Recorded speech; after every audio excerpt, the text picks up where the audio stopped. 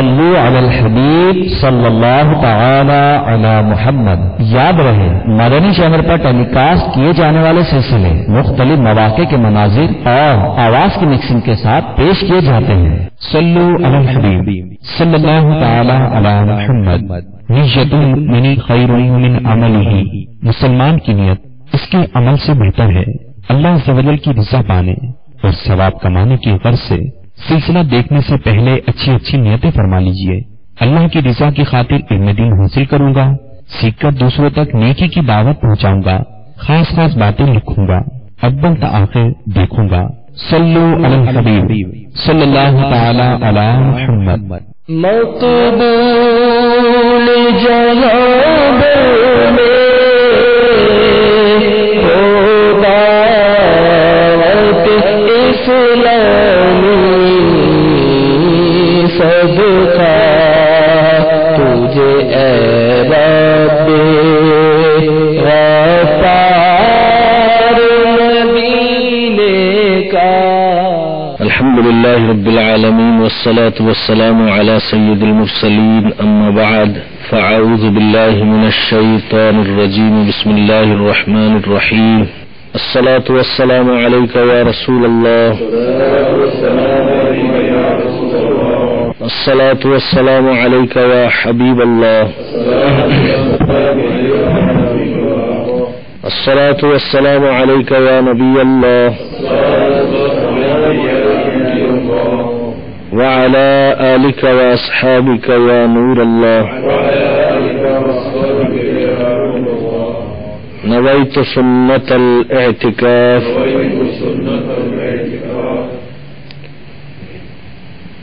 Our beloved Nabi sallallahu alayhi wa sallam has said that a person who sends 50 times daily durood or salawat upon me, I will shake hands with him on the day of judgment.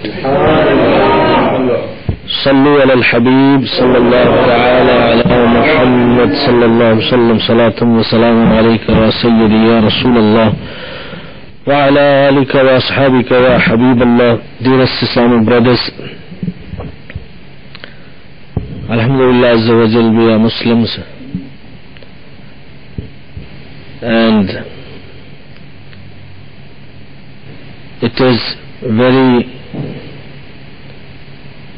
basic ingredient of faith and Iman to love Allah Azza wa Jal and to love His beloved Nabi sallallahu alaihi wa sallam. Indeed, the love of the Habib of Allah Azza wa Jal, the beloved of Allah Azza wa Jal, is the foundation of our faith. As Rasulullah sallallahu alaihi wa sallam has declared himself, this hadith mubarakah is in Sahih al-Bukhari and in Sahih al-Muslim. Sayyidina Anas radiyallahu ta'ala anhu reports, Rasulullah sallallahu alayhi wa sallam has said, لا يؤمن أحدكم حتى أكون أحب إليه من والده وولده والناس أجمعين. None of you would be a believer till you love me more than your children, more than your parents, and more than every other person in this universe.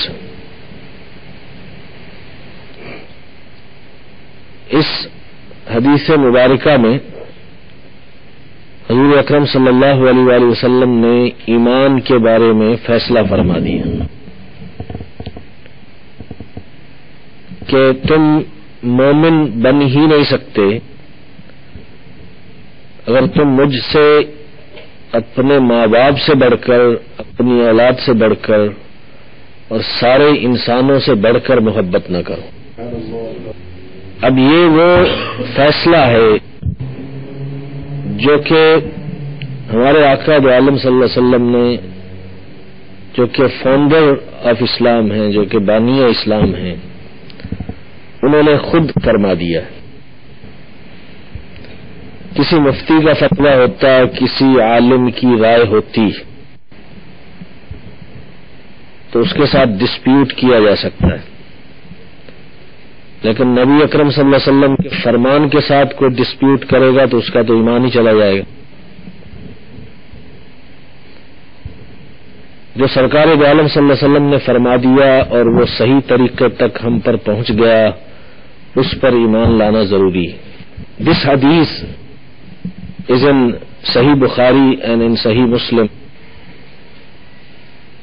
which is of course the most authentic source of Islamic knowledge after Quran is the Bukhari and then Al-Muslim. اب اس فرمان کو سننے کے بعد ہر ایک یہ کہنے پر مجبور ہو گیا کہ میں حضور اکرم صلی اللہ علیہ وسلم سے محبت کرتا ہوں، کیونکہ اگر کوئی یہ کہہ دے کہ میں محبت نہیں کرتا ہوں تو وہ گویا کہ اپنے کفر کا اعلان کر رہا ہے. The one who says I don't love Rasulullah صلی اللہ علیہ وسلم, he is announcing his kufr. تو یہ اب سب کی مجبوری ہو گئی کہ سب یہ کہیں کہ ہم ان سے محبت کرتے ہیں. لیکن کیا صرف دعویٰ قبولیت کی کافی ہوتا ہے یا دعویٰ دلیل سے ثابت بھی کرنا پڑتا ہے؟ تو یہ صرف شریعت کا ہی نہیں بلکہ ہر کلچر، ہر تہذیب کا یہ فیصلہ ہے، بلکہ ہر قانون، ہر کورٹ صرف کسی کے دعوے کو نہیں مانتی. کوئی دعویٰ کرتا ہے تو وہ کہتے اس کی دلیل لاؤ.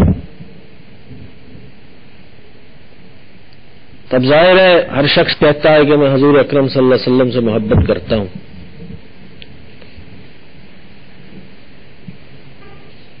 لیکن یہ دعویٰ جو ہے تو اس کی دلیل سب کو دینی ہوگی. اب بعض لوگوں نے یہ کہا کہ ہماری دلیل یہ ہے کہ ہم حضور اکرم صلی اللہ علیہ وسلم کی اطاعت کرتے ہیں. We follow رسول اللہ صلی اللہ علیہ وسلم. This is our proof for the claim that we made earlier that we love رسول اللہ صلی اللہ علیہ وسلم. کہ فالوئنگ، اطاعت کرنا، محب جو ہوتا ہے وہ محبوب کی اطاعت کرتا ہے. تو ہم سنتیں اپناتے ہیں، ہم نمازیں پڑھتے ہیں، ہم داڑیاں رکھتے ہیں، ہم یہ کرتے ہیں، ہم وہ کرتے ہیں. تو لہذا ہم عاشق ہیں، ہم محبت کرنے والے ہیں، ہم سچے ہیں. تو اگر اس دعوے کو ہم ایسے ہی قبول کر لیں کہ صرف اطاعت، فالو کرنا یہ اس دعوے کی دلیل ہے، تو پھر سارے کے سارے منافق سچے عاشق رسول ثابت ہو جائیں گے. کیونکہ منافقین نمازیں بھی پڑھتے تھے، وہ داڑیاں بھی رکھتے تھے، سنتیں بھی اپناتے تھے، مسجدوں میں بھی آتے تھے، جماعتوں کے ساتھ نمازیں بھی پڑھتے تھے. تو ظاہر جو اطاعت ہوتی ہے وہ ان میں نظر آتی تھی. تو کیا صرف اطاعت نے انہیں بچایا؟ کیا صرف اطاعت کرنے نے یہ ثابت کر دیا کہ وہ سچے ہیں؟ نہیں، بلکہ ایک ایک کو اس کا نام لے کر سرکار دو عالم صلی اللہ علیہ وسلم نے مسجد سے نکال دیا. اخرج یا فلان انت منافق، اے فلانے مسجد سے نکل جا، تو منافق ہے. اور اس دن انہیں اتنی شرمندگی ہوئی کہ جب وہ مسجد سے نکالے گئے تو اس دن اتفاق سے حضرت سیدنا عمر فاروق رضی اللہ تعالی عنہ دیر سے مسجد میں آئے. تو منافق یہ سوچ رہے تھے کہ سب نے دیکھ لیا لیکن عمر نے نہیں دیکھا، تو چلو ایک بندے کے سامنے تو ہماری ذلت نہیں ہوئی. اور حضرت عمر رضی اللہ تعالیٰ نے یہ سمجھا کہ کیا جمعہ ختم ہو گیا، لوگ نکل رہے ہیں. تو جب قریب آئے پتہ چلا کہ یہ وہ لوگ ہیں جو مسجد سے نکال دیے گئے، تو اللہ تعالیٰ کی تدبیر دیکھیے کہ یہ منافق سمجھ رہے تھے کہ ایک بندے نے نہیں دیکھا، لیکن اللہ تعالیٰ نے اس بندے کو بھی دکھا دیا کہ یہ ذلیل کر کے مسجد سے نکال دیے گئے. تو ان کی اطاعت ان کی محبت ثابت نہ کر سکی. تو اس کا مطلب یہ ہوا کہ محبت کا معیار کچھ اور ہے، اور معیار محبت کا ایسا ہونا ضروری ہے جو شرعاً اور عقلاً درست ہو، کہ جس کو شریعت بھی مانے کہ یہ صحیح معیار ہے اور عقل بھی مانے کہ یہ صحیح معیار ہے. تو وہ معیار بھی ہمیں حضور اکرم صلی اللہ علیہ وسلم نے خود عطا فرما دیے. حدیث پاک میں ہے سرکار عالم صلی اللہ علیہ وسلم نے ارشاد فرمایا کہ کسی چیز کی محبت تمہیں اندھا کر دے گی اور بہرا کر دے گی. مطلب اس حدیث پاک کا یہ ہے کہ اگر تمہیں کسی چیز سے محبت ہو جائے تو تمہاری آنکھیں اس کا عیب دیکھنے سے اندھی ہو جائیں گی اور تمہارے کان اس کا عیب سننے سے بہرے ہو جائیں گے. یہ محبت کی علامت. تو اس معیار پر اب ہم نے ہر ایک اس شخص کو پرکھنا ہوگا جو یہ دعویٰ کرتا ہے کہ مجھے حضور اکرم صلی اللہ علیہ وسلم سے محبت ہے. اگر اس کی آنکھ عیب ڈھونڈتی ہے اور پھر وہ دعوی محبت کرتا ہے تو آپ خود سمجھ جائیں کہ وہ اس دعوے میں جھوٹا ہے. اگر اس کے کان عیب سنتے ہیں اور وہ دعوی محبت کرتا ہے تو آپ خود سمجھ جائیں کہ وہ اس دعوے میں جھوٹا ہے. کیونکہ محبت کرنے والے کی آنکھ محبوب کا عیب دیکھنے سے اندھی ہوتی ہے اور محبوب کا عیب سننے سے اس کے کان بہرے ہوتے ہیں. تو محبت کرنے والے کا یہی معیار ہوتا ہے کہ اگرچہ عیب ہو بھی تو اس کو عیب نظر نہیں آتا. تو جو ایسے محبوب میں عیب ڈھونڈتا ہے کہ جس میں عیب ہے ہی نہیں تو وہ عاشق رسول کیسے ہو سکتا؟ تو یہ معیار جو ہے تو یہ قائم ہو گیا. اب اس کا مطلب یہ ہوا اگر کوئی یہ کہے کہ آپ نے اطاعت والا جو پہلو تھا اس کو محبت کا معیار نہیں بنایا تو کیا حضور اکرم صلی اللہ علیہ وسلم کی سنتیں اپنانا، کیا داڑھی رکھنا، کیا امامے سجانا، کیا زلفیں رکھنا، کیا نمازیں پڑھنا، کیا درود پاک پڑھنا، یہ سب عبادتیں کرنا، زکاتیں دینا، خیرات دینا، کیا یہ محبت کی علامت نہیں ہے؟ تو اگر کوئی یہ سوال پیدا کرتا ہے تو اس کا جواب یہ ہے کہ بے شک یہ محبت کی علامتیں ہیں، لیکن اس کا طریقہ یہ ہے کہ انسان محبوب کی محبت میں اتنا گہرا چلا جائے کہ وہ محبت اس کو مجبور کرے کہ اپنے محبوب کی اطاعت کرے. وہ محبت اس کو مجبور کرے کہ داڑھی رکھ، وہ محبت اس کو مجبور کرے کہ امامہ شریف پہن، وہ محبت اس کو مجبور کرے کہ نمازیں پڑھ، کیونکہ اس میں تیرے محبوب کی آنکھوں کی ٹھنڈک ہے. محترم اور اسلامی بھائیوں، ہم جب صحابہ اکرام رضوان اللہ تعالی علیہم اجمعین کی زندگیوں کا مطالعہ کرتے ہیں تو ہمیں یہ بات پتہ چلتی ہے اور یہ بات کھل کے سامنے آتی ہے کہ صحابہ اکرام رضوان اللہ تعالی علیہم اجمعین حضور کی محبت میں حضور اکرم صلی اللہ علیہ وسلم کی اطاعت کرتے تھے. وہ اتباع کرتے تھے، اور اتباع اس کو کہتے ہیں کہ محبوب کی طرف سے حکم ملے یا نہ ملے عاشق اور محب دیکھتا ہے کہ میرا محبوب یہ کر رہا ہے اس لیے میں بھی کروں گا. 100 وصال اس کی بہترین مثال ہے کہ جب سرکار دو عالم صلی اللہ علیہ وآلہ وسلم نے روزے رکھنے شروع کیے کہ جس میں نہ سحری ہوتی تھی نہ افطاری ہوتی تھی. کئی دن گزر گئے سرکار روزے رکھ رہے ہیں. صحابہ اکرام نے دیکھا کہ میرے آقا ہمارے محبوب روزے رکھ رہے ہیں وصال کے، نہ سحری نہ افطاری. حالانکہ سرکار نے حکم نہیں فرمایا، نہ سرکار نے کسی کو مشورہ دیا کہ ایسے کرو جیسے میں کر رہا ہوں. انہوں نے بھی وہی کرنا شروع کر دیا. تو عشق تھا نا، محبت تھی. محبوب کر رہا ہے تو ہم کیوں نہ کریں. تب ظاہر ہے کچھ دنوں کے بعد حالت غیر ہو گئی. اگر کوئی سحری افطاری نہیں کرے گا تو کتنے دن چل پائے گا. تو تھوڑے دنوں کے بعد کمزوریاں ظاہر ہونے لگیں، رنگ پیلے پڑ گئے. سرکار نے فرمایا تمہیں کیا ہو گیا ہے، تم ایسے کیوں ہو گئے ہو، یہ کمزوری کیوں ہے. انہوں نے کہا حضور آپ کو دیکھا ہے کہ آپ روزے رکھ رہے ہیں، نہ افطاری کرتے ہیں نہ سحری کرتے ہیں، تو آپ کو کرتے ہوئے دیکھا تو ہم نے بھی کرنا شروع کر دیا. سرکار دو عالم صلی اللہ علیہ وسلم نے اس وقت بڑا ہی خوبصورت ارشاد فرمایا ایکم مثلی،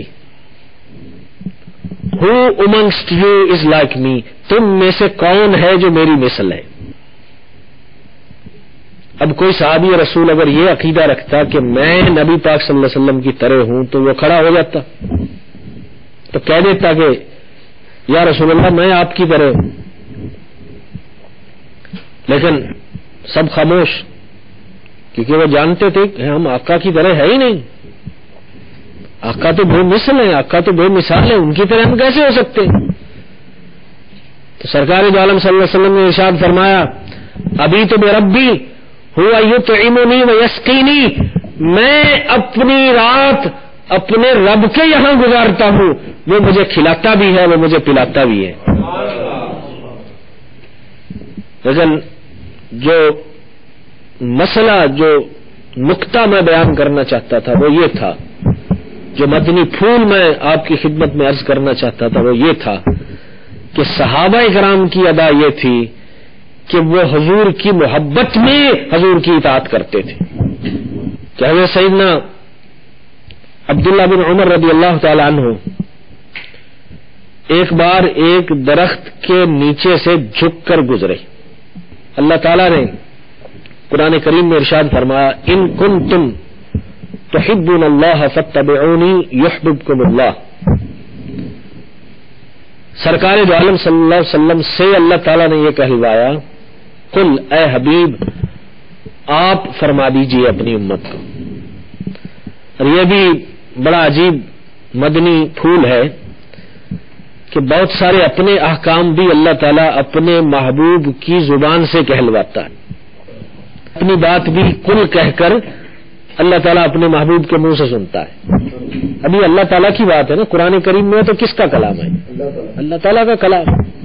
لیکن اللہ تعالیٰ اپنے محبوب سے کہلوا رہا کل اے حبیب آپ فرما دیجئے. کن سے؟ امتیوں سے. ان کنتم تحبون اللہ، اگر تم اللہ سے محبت کرتے ہو.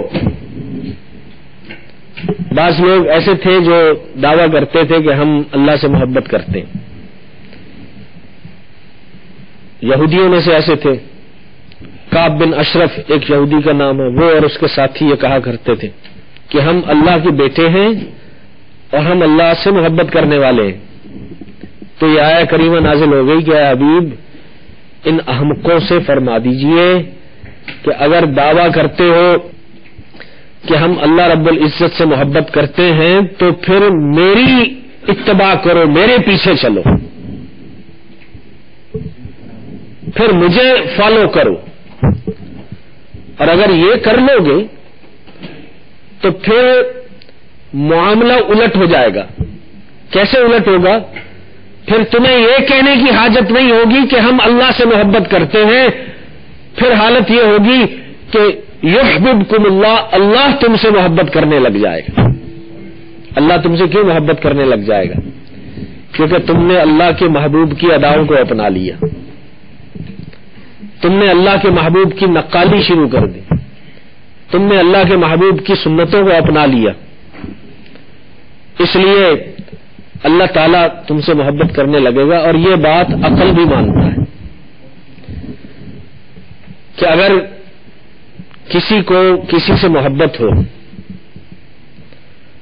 اور اسے کوئی اپنے محبوب کے جیسا نظر آئے تو وہ اس سے بھی محبت کرتا، اگر اس کی کوئی ادا اس کے محبوب کی طرح ہو تو بھی بھلی لگتی ہے۔ تو اللہ تعالیٰ حضور اکرم صلی اللہ علیہ وسلم سے محبت فرماتا ہے، تو جہاں کہیں اس کو اپنے محبوب کی ادائیں نظر آئیں گی اس بندے سے بھی اللہ تعالیٰ محبت فرمائے گا۔ تو یہی فرمایا کہ تم اتباع کر لو، حضور کی اطاعت کر لو، پھر تمہیں یہ دعویٰ کرنے کی اور یہ کہنے کی حاجت نہیں ہوگی کہ ہم اللہ سے محبت کرتے ہیں، بلکہ معاملہ الٹ ہو جائے گا۔ اللہ فرمائے گا یحببکم اللہ، کہ اللہ تم سے محبت کرتا ہے۔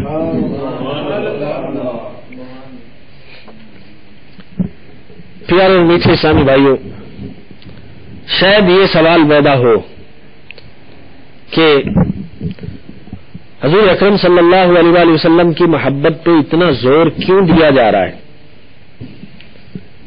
اللہ رب العزت کی محبت کی بات کیوں نہیں کرتے؟ آپ نے یہ کہہ دیا کہ حضور اکرم صلی اللہ علیہ وآلہ وسلم کی محبت ایمان کی بنیاد ہے،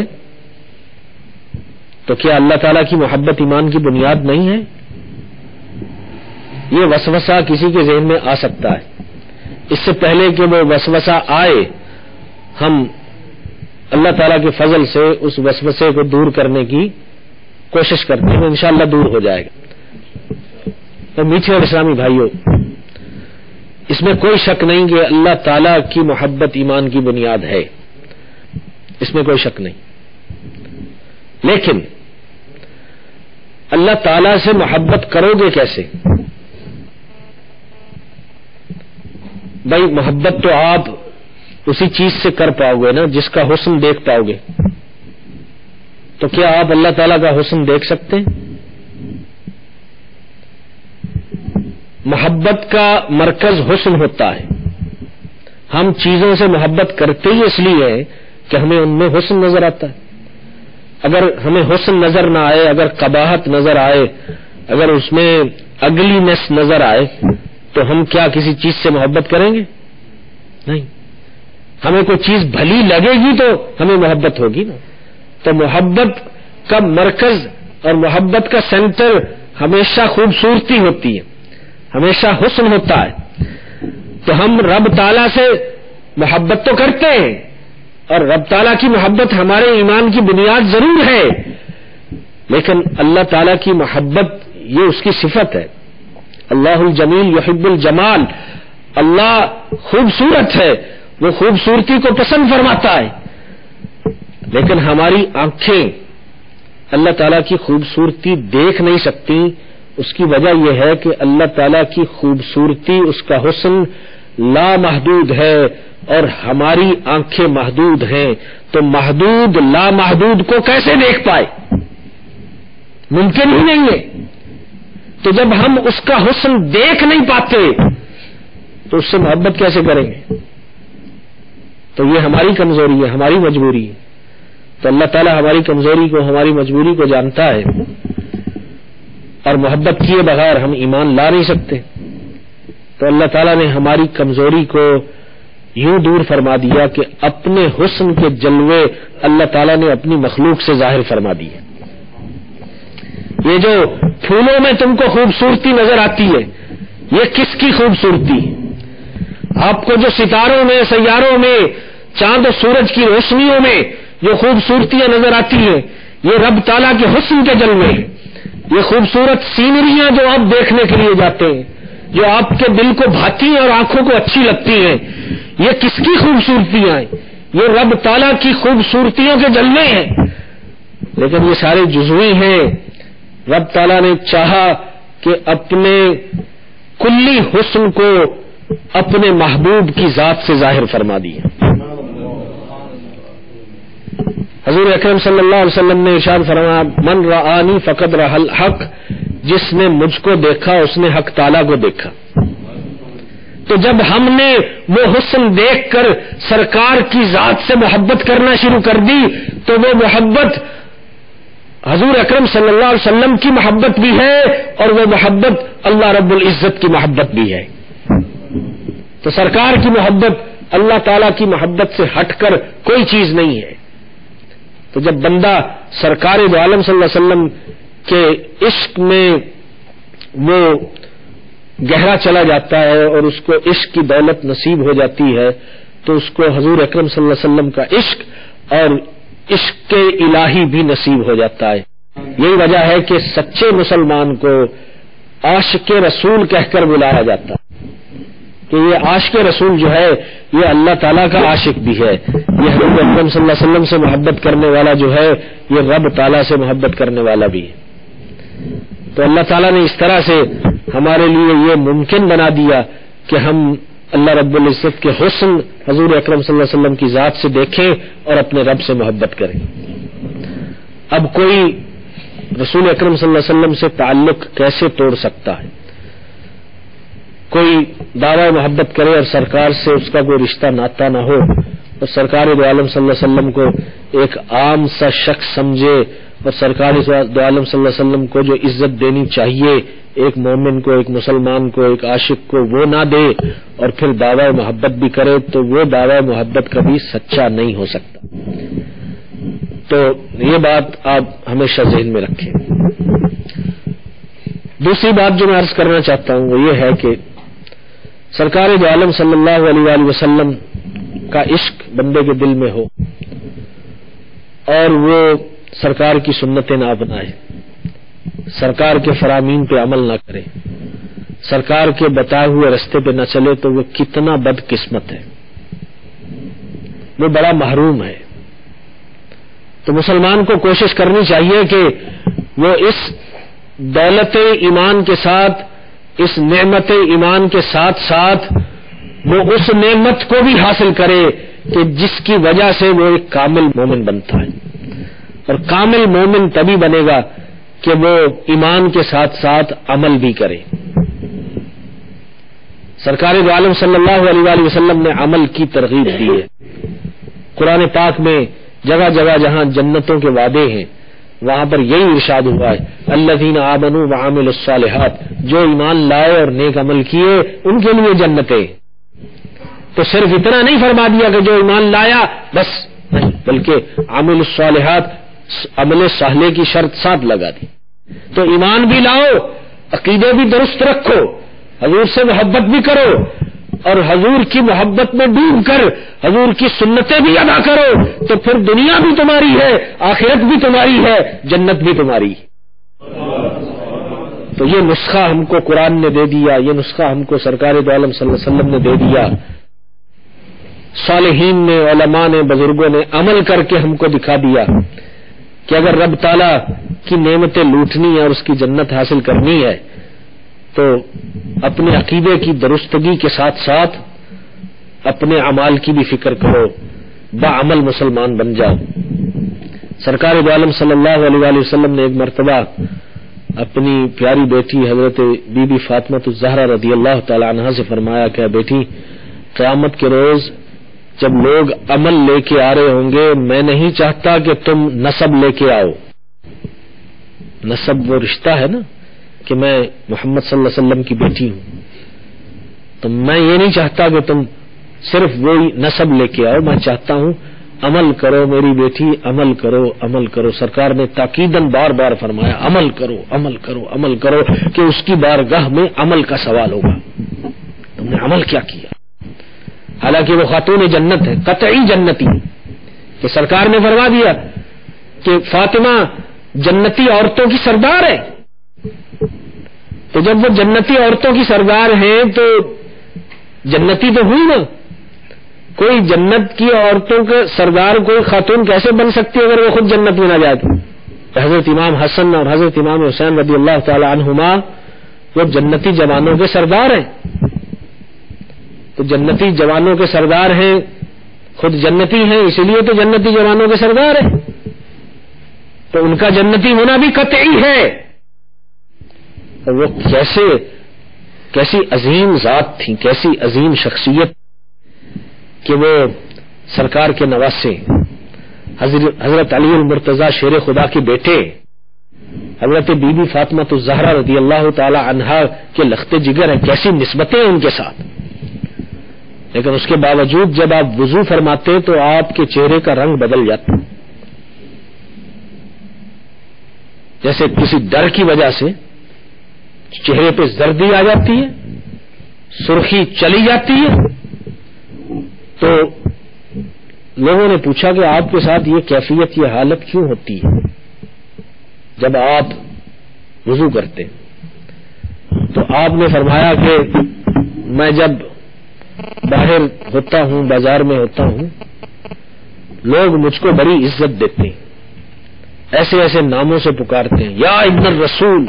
یہ صحابہ اکرام کی عادت تھی کہ حضرت امام حسن، حضرت امام حسین کو اے رسول اللہ کے بیٹے کہہ کر پکارتے تھے. کتنی عزت والی بات ہے. اے علی المرتضی شیر خدا کے بیٹے، اے خاتون جنت فاطمہ الزہرا کے بیٹے.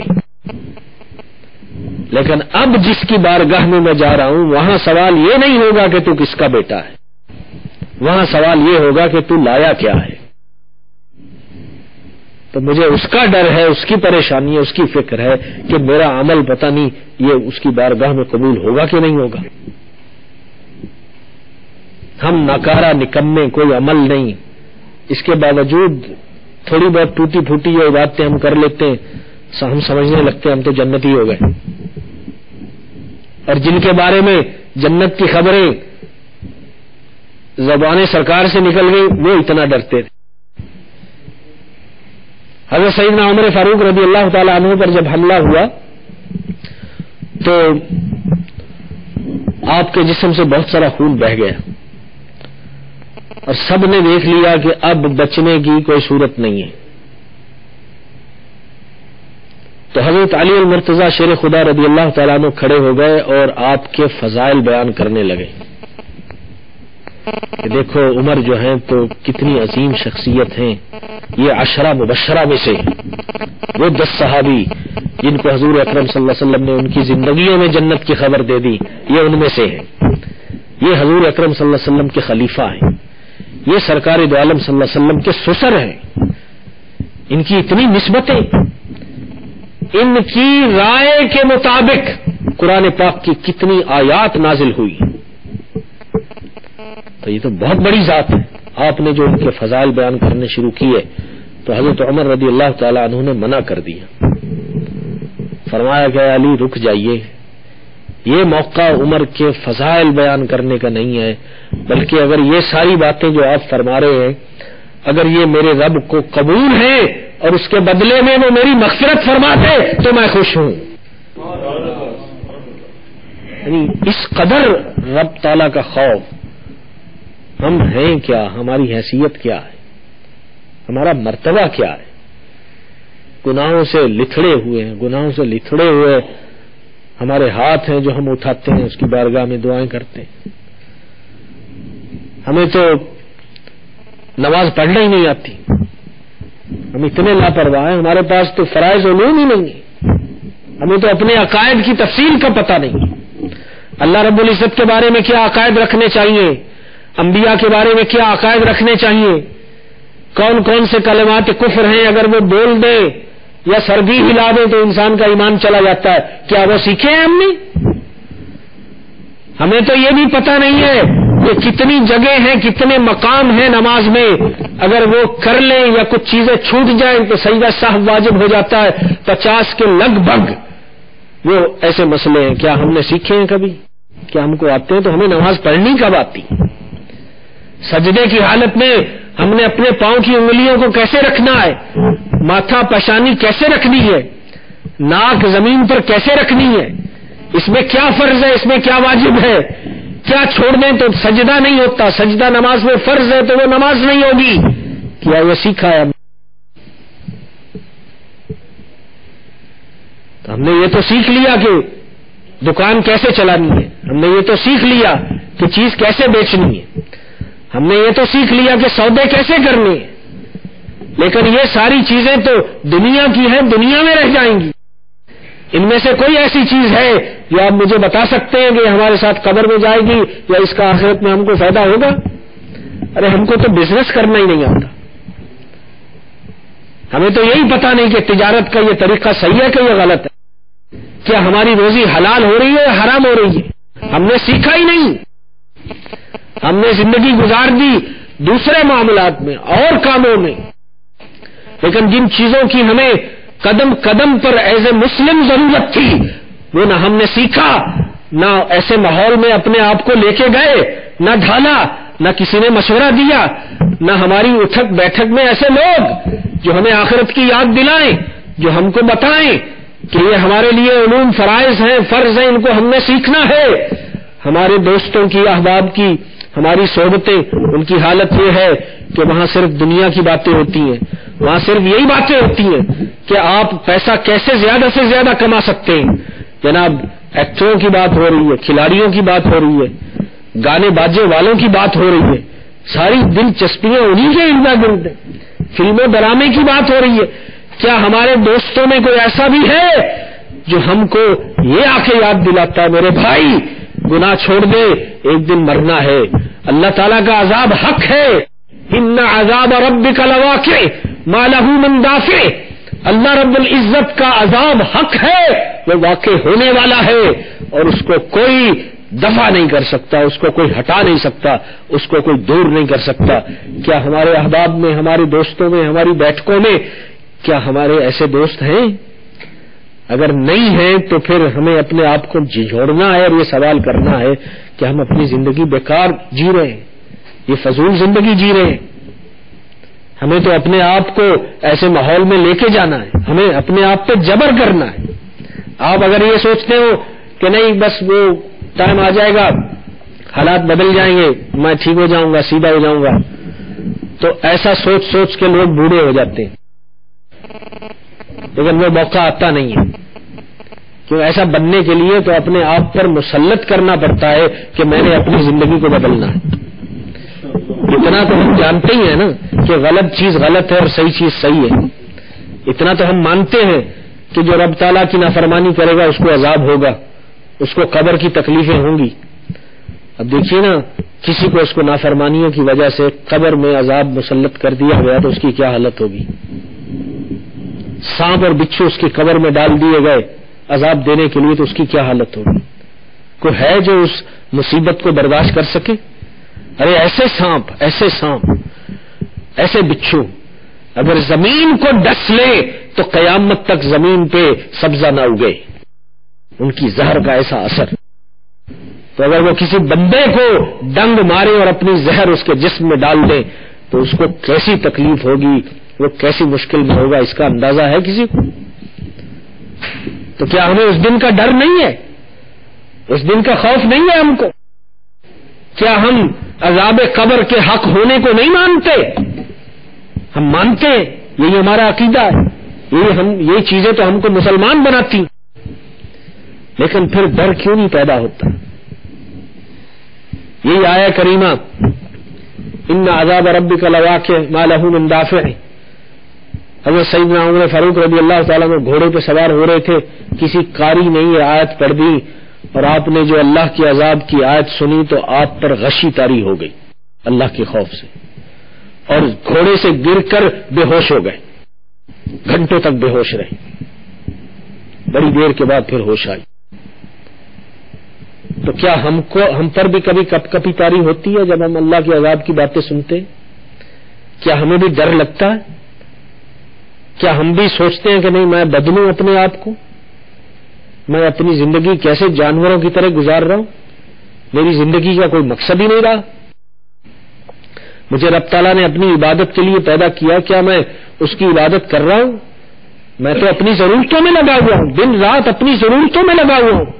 یہ کام، یہ دکان، یہ فیکٹری، یہ ہنر جو آپ نے اختیار کیا ہوا ہے، یہ ضرورت ہے، یہ زندگی کا مقصد نہیں ہے۔ اللہ نے اس لیے نہیں پیدا کیا کہ میں اس لیے پیدا کر رہا ہوں کہ تم دکان چلاؤ۔ اللہ تعالیٰ فرماتا ہے کہ میں نے جنوں اور انسانوں کو صرف اپنی بندگی کے لیے پیدا کیا، تو مقصد تو اس کی بندگی ہوئی نا، باقی سب چیزیں ضرورتیں، شادی بیاہ کرنا بھی ضرورت ہے، بچوں کی خواہش کرنا، بچے حاصل کرنا یہ بھی ضرورت ہے، یہ بندے کی چاہت ہے، اس کی طلب ہے، میری بھی اولاد ہونی چاہیے، میری بھی نسل چلے، یہ ساری ضرورتیں، کمانا، دکانیں کرنا، نوکری کرنا، یہ سب ضرورتیں، سونا یہ جسم کی ضرورت ہے، کھانا یہ جسم کی ضرورت ہے، یہ سب ضرورتیں، عبادت کرنا مقصد ہے۔ اب ہم اپنے آپ سے سوال کریں کہ 24 گھنٹوں میں ہم اپنے مقصد کو کتنا وقت دیتے ہیں اور اپنی ضرورتوں کو کتنا وقت دیتے ہیں۔ ابھی پوری ہسٹری کھل کر سامنے آ جائے گی کہ ہم تو کوئی وقت اپنے مقصد کو دے ہی نہیں رہے، ہم بھول چکے ہیں، ہمیں کوئی یاد کروانے والا بھی نہیں ہے، کیونکہ یہ باتیں نہ ہم سنتے ہیں، نہ کرتے ہیں، نہ ایسے ماحول میں جاتے ہیں۔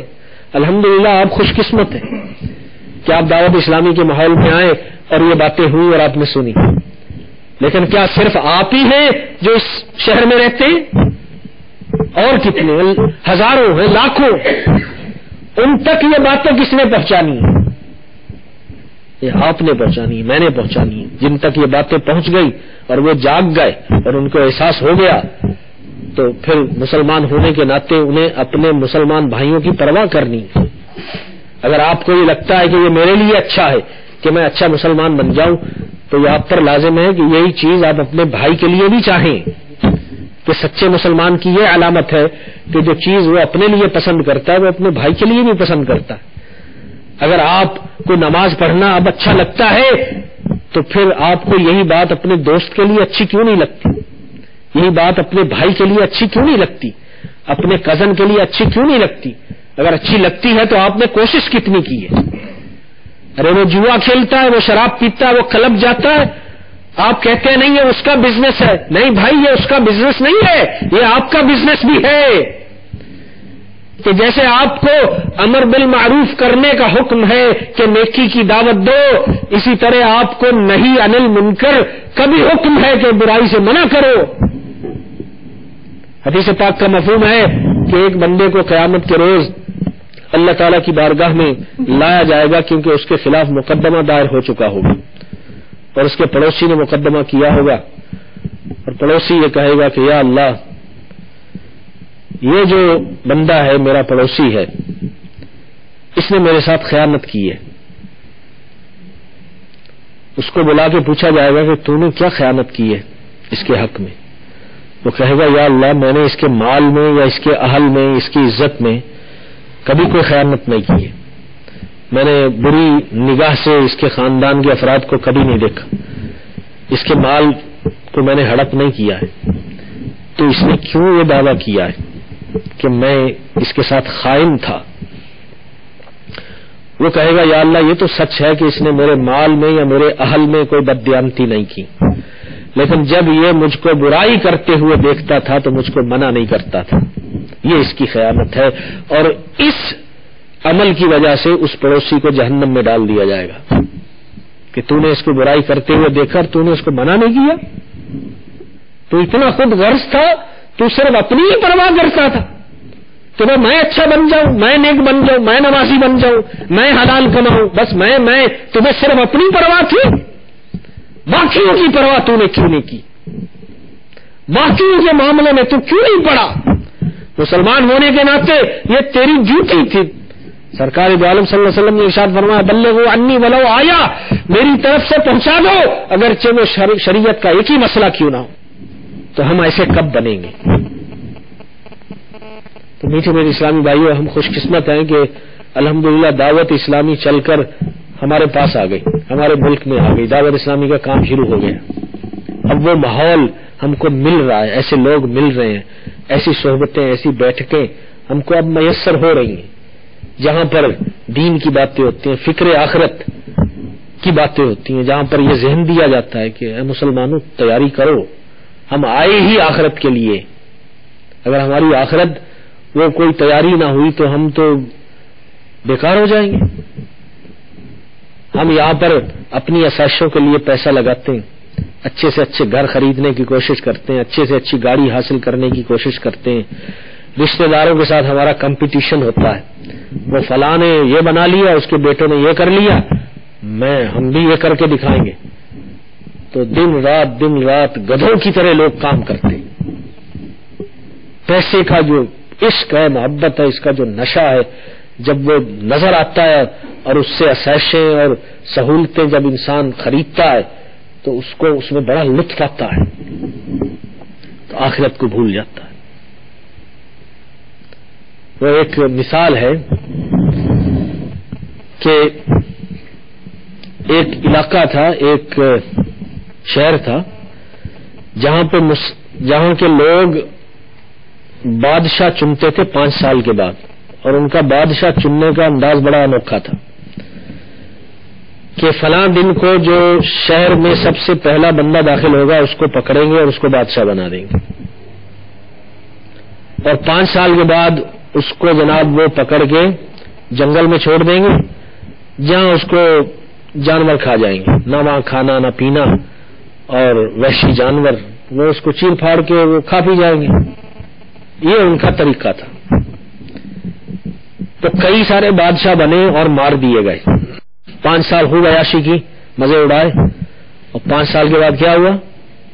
وہی حالت جو سب کی ہو رہی۔ لیکن ایک دانا تھا، باقی بے وقوف تھے، ایک عقل مند تھا۔ وہ جب داخل ہوا تو اس کو انہوں نے پکڑا، بادشاہ بنا دیا، مزے ہو گئے۔ تو اس نے سارے حالات پوچھے کہ یہ کرتے کیا ہیں، تو پتا چلا کہ 5 سال کے بعد یہ بادشاہ کو جنگل میں چھوڑاتے ہیں اور پھر وہ مر جاتا ہے، کھپ جاتا ہے وہیں پہ۔ تو اس عقل مند نے سوچا کہ اگر یہ بات ہے تو مجھے پھر کچھ اور ہی کرنا چاہیے۔ تو 5 سال تو اس کے بعد طاقت تھی نا، تو یہ کچھ بھی کر سکتا تھا، یہ بادشاہ تھا۔ تو اس نے وہ لوکیشن آئیڈینٹیفائی کی جہاں پر جا کے یہ لوگ چھوڑتے تھے۔ تو اپنی پاور کے زمانے میں اس نے وہاں پر محل بنوا دیے، وہاں گھر بنوا دیے، بازار بنوا دیے، لوگ آباد کروا دیے، وہاں پہ جناب اس نے شہر بنا دیا۔ اور جس دن اس کی ٹرم ختم ہوئی انہوں نے پکڑا اور جا کے وہاں چھوڑ دیا۔ تو ہوا کیا اصل میں کہ ایک محل سے نکلا دوسرے محل میں داخل ہو گیا۔ یہ ہوا۔ ایسا کیوں ہوا؟ کیونکہ عقل مند تھا، اس نے کل کی تیاری کی تھی، کل کی مصیبتوں سے اس نے اپنے آپ کو بچایا۔ باقی بے وقوف تھے، وہ کل کی مصیبتوں میں پھنس کر برباد ہو گئے۔ یہ عقل مند تھا، یہ آج بھی سکھی ہے، کل بھی سکھی۔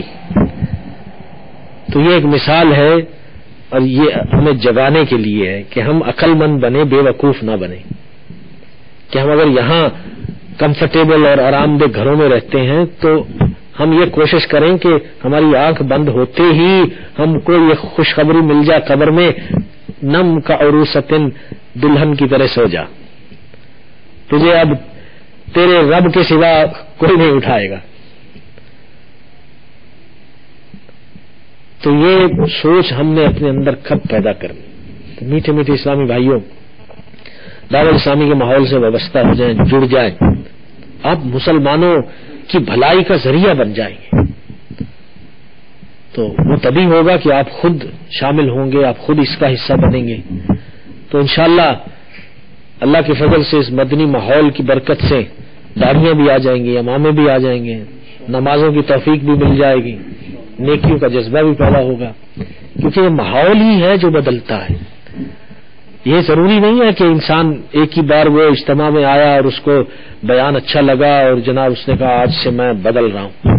بدلنا یہ جیسے وہ کہتے ہیں نا کہ to do something and to undo, تو جیسے ایک عرصہ لگتا ہے کسی چیز کو بنانے کے لیے تو اس کو انڈو کرنے کے لیے بھی ٹائم لگتا ہے، کیونکہ بہت سارے مسئلے ہم نے اپنے اندر پال رکھے ہوتے ہیں، بہت ساری جو ہے تو دیواریں ہم نے اپنے ارد گرد کھڑی کر رکھی ہوتی ہیں، خود تعمیر کر رکھی ہوتی ہیں، ان سے نکلنے میں بڑی دقت ہوتی ہے، بڑی تکلیف ہوتی ہے، بڑی مشکل ہوتی ہے۔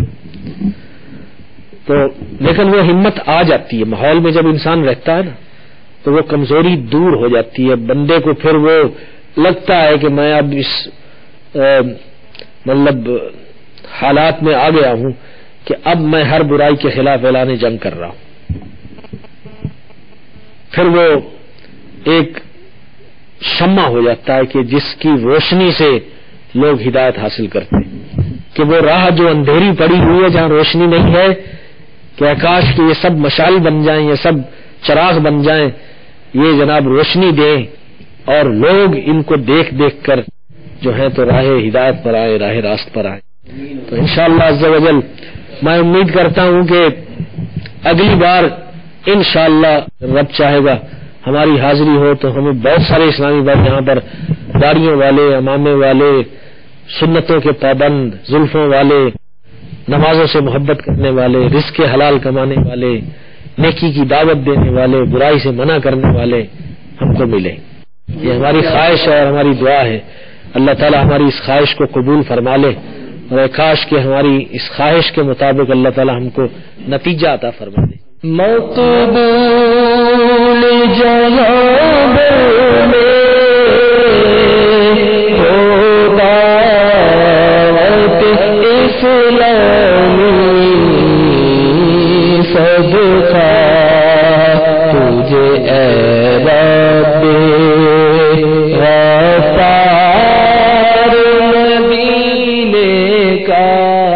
صلو علی الحبیب صلی اللہ تعالی علی محمد. ابھی جو سلسلہ آپ نے ملاحظہ فرمایا اس کے بارے میں اپنے تاثرات اور مدنی مشورے 03012612 پر SMS یا feedback@madanichannel.tv پر میل کر سکتے ہیں.